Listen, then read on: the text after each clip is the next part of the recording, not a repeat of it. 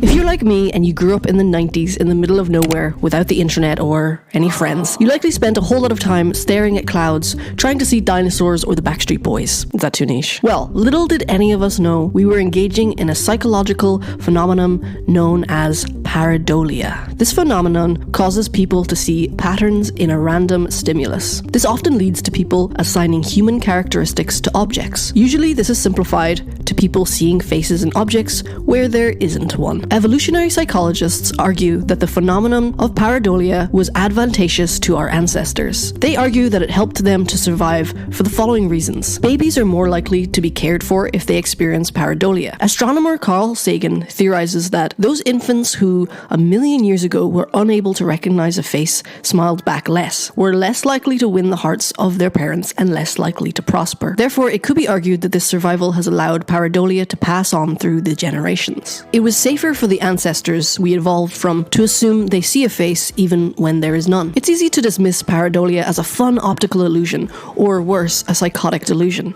But some scientists now believe that our uncanny ability to find faces in everyday objects points a new understanding of how our brains process the outside world. Instead of taking in visual cues and then making sense of them, as an apple, a tree, or a face, it might be the other way around. What if our brains are actually telling our eyes what to see? We are literally programmed to see faces. Human brains are exquisitely attuned to perceiving faces. In fact, there's an entire region of the brain called the fusiform gyrus that is dedicated to it. Its functions are evident even from early childhood. Studies have shown that shortly after birth, babies display more interest in cartoon faces with properly placed features than in similar images where the features are scrambled. Kang Lee is a professor of applied psychology and human development at the University of Toronto. Lee has spent decades studying how infants, children, and adults process faces. As soon as we're born, we start to look for faces, says Lee, explaining that it's a product of millions of years of evolution. One reason is that our ancestors needed to avoid predators or find prey, all of which have faces. And a second reason is that humans are very social animals. When we interact with each other, we need to know if the other person is a friend or foe. Christopher French of the British Psychological Society says, "A classic example is the Stone Age guy standing there, scratching his head, wondering whether that rustling in the bushes really is a saber-toothed tiger. You're much more likely to survive if you assume it's a saber-toothed tiger and you get the hell out of there. Otherwise, you may end up as lunch." From recognizing familiar faces in a crowd to discerning intricate designs in nature, our brains excel at detecting and interpreting patterns amidst complexity. This innate capability is rooted in the brain's remarkable capacity for pattern recognition, facilitated by specialized neural circuits that rapidly analyze and process visual information. One of the most famous examples of pareidolia is the face on Mars.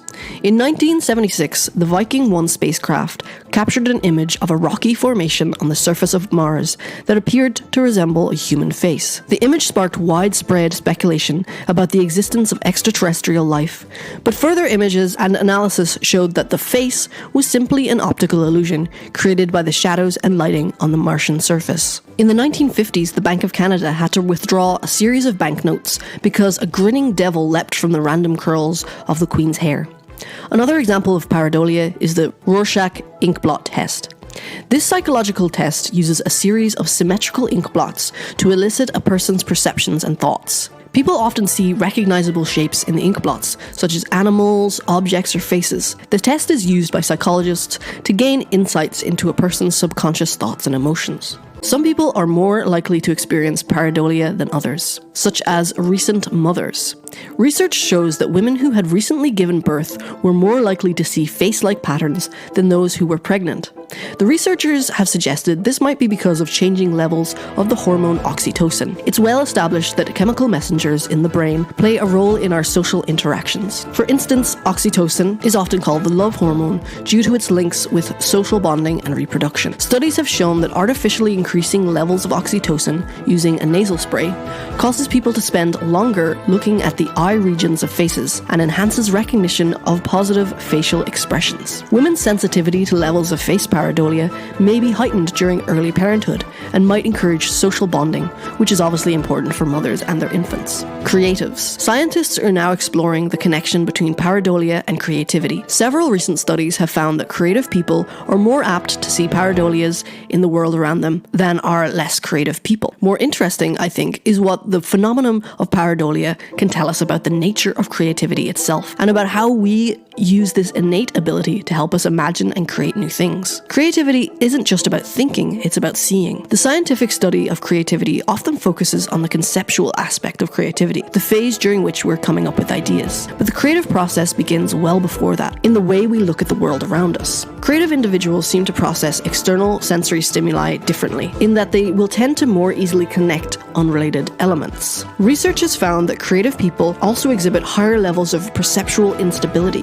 When shown an optical illusion like the Necker cube, they are able to shift back and forth more readily between the two ways of perceiving the figure. Leonardo da Vinci described seeing characters in natural markings on stone walls, which he believed could help inspire his artworks. Pareidolia can also be exacerbated in cases of fatigue and in some neurological diseases such as Lewy body dementia. It may not be a strictly human phenomenon either. Research has shown that rhesus monkeys see illusory facial features on inanimate objects such as toasters or sliced vegetables. Pareidolia illuminates the intricate interplay between perception, cognition, and our social and emotional experiences. From seeing faces in clouds to finding solace in imagined connections, our mind continuously seeks patterns and meaning in the world around us, shaping our understanding of reality.